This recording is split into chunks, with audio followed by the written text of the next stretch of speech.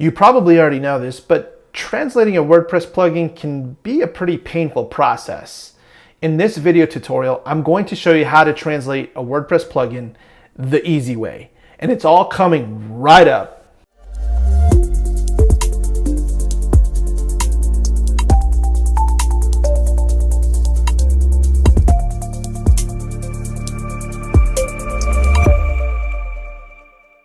Hi, I'm Ben, and I'm the co-founder of Fly Plugins. And on this YouTube channel, we show tutorials, tips, and strategies for creating and selling courses online. Now, I mentioned that I'm going to show you how to translate plugins the easy way. So that means there's a hard way. And you might be asking yourself, what's the hard way?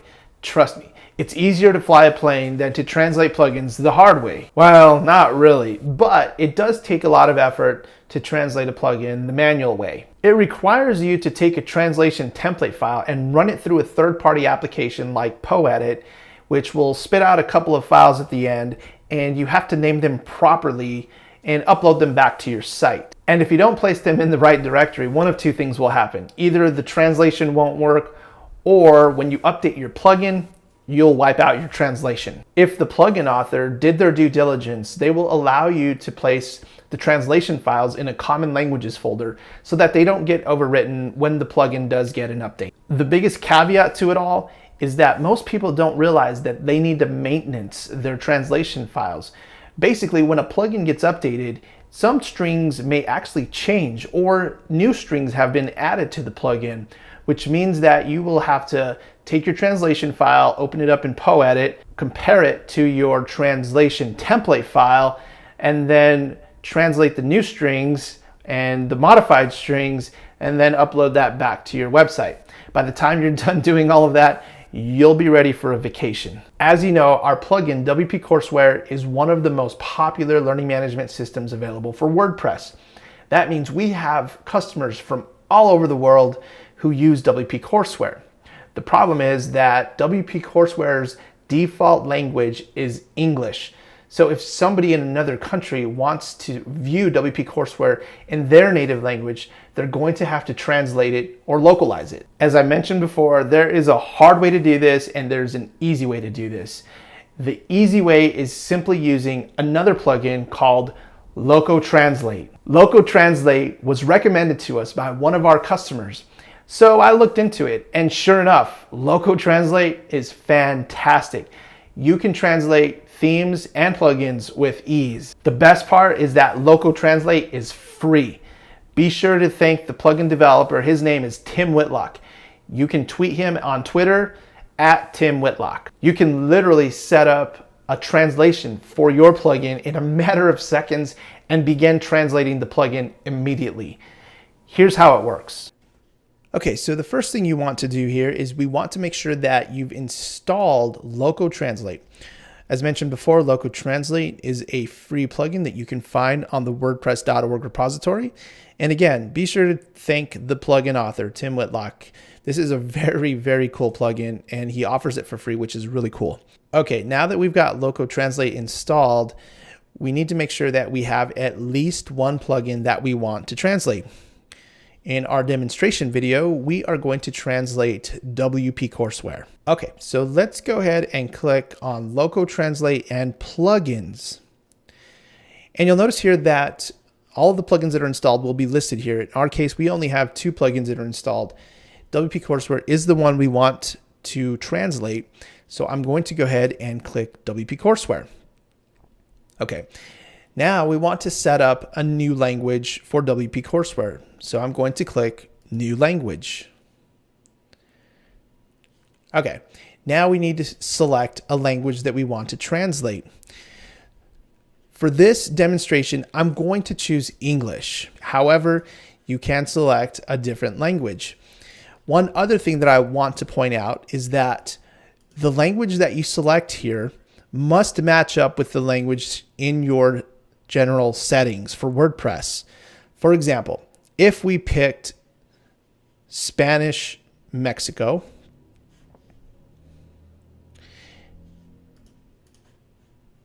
you would want to make sure that your site language is set to Español de Mexico, because that is Spanish from Mexico. So the two languages must match up, the site language and the language for the plugin. Otherwise, the translation for the plugin will not activate. Again, for this tutorial, I'm going to leave it set to English. And we are going to create an English translation. Okay. Now it's asking to choose a location. I'm going to just leave it right here in the custom location right here. Now, I mentioned earlier in the video that if you don't place your language files in the right location, they can get overwritten when the plugin gets updated. If we place our language file here, this is a safe location that will not get overwritten when a plugin is updated. So I'm going to go ahead and just click Start Translating. Okay, now the really cool thing I love about Loco Translate is you can find the strings very quickly. Now you can literally go string by string and translate each one of these strings. However, if you want to find a specific string, for example, there's a string called next unit that I would like to translate. And so if you type in next unit, it will filter and we can translate next unit. And so what I'm going to do is I'm going to type in next lesson. Before I save this translation, I want to show you the actual location that this will affect. So I've got a course unit opened up here. And if you notice, our button down here says next unit. Now, if I save this translation and I go refresh our screen here, you'll notice that the translation changed to next lesson. So you would basically go through each one of these strings and translate it as you see fit. And once you have completed translating, simply click save and you're done. There's one thing I wanted to point out. This is a very, very important step that many people miss. Now, let's just say that I go and I update my plugin. So let's go take a look at our updates.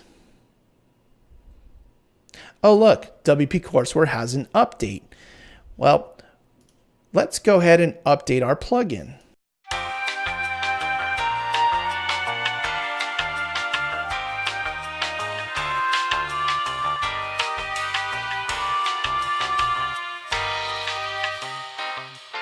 Okay, we've updated our plugin. Big deal, right?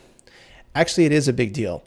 Now, when you update your plugin, there's a possibility that some of the strings that you have translated have either changed or there might be some new strings that need to be translated.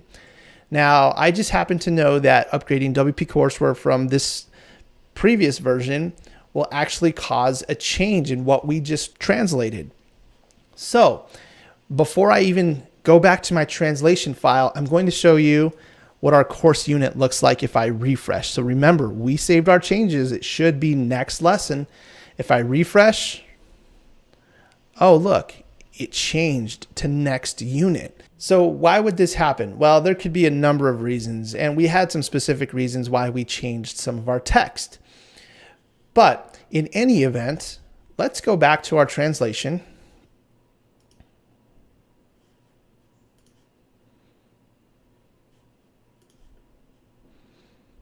And if you notice, if I search for next unit, you'll notice next unit is right here. But why isn't it updating on the front end? That's because the strings changed. So this is the very important step right here. This step right here is essential when you update a plugin. What you have to do is you have to click the sync button. What this does is it syncs your translation file with the translation template file. So if we hit sync, now we've synced our translation file. And if you notice, if I type in next unit, we're actually not going to find it. Okay, why is that? Well, like I said, we've changed the way the strings work. So now if I type in next, you'll notice we broke this up into two separate text strings. So we have next here, okay, which we could translate. So if I type in unit, I believe it's right here. you'll see that we need to translate this. So remember in our last example, we did next lesson. So what I'm going to do is I'm going to type in lesson right here, and I'm going to save. And you'll notice we're back to next lesson. But there's one more thing that I want to point out, and this is just an interesting thing that you will run into with other plugins. I'm going to explain how placeholders work, because this is kind of the reason that the next unit text string actually changed and got separated into two separate text strings. So if we do a search for $R, we're going to find this interesting line of text. Now, if you notice, we have a %1 and a %2, and then we have $RAQUO.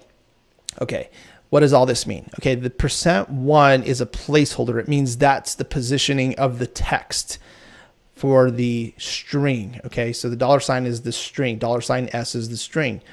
Okay, %2 is $S is the second position for the second word in the string. The $RAQUO is a double right arrow. Okay, so if you notice in our next lesson, we have position 1 next, position 2 lesson, and we have double arrow. What I'm going to do is change lesson to come before the word next. So you're going to have lesson next. And there are some languages that require you to have an adjective prior to the noun, and I think I got that right. I wasn't a scholar in grammar. But so what we're going to do, we're going to go ahead and copy our string, but I'm simply going to change the 1 to a 2 and the 2 to a 1.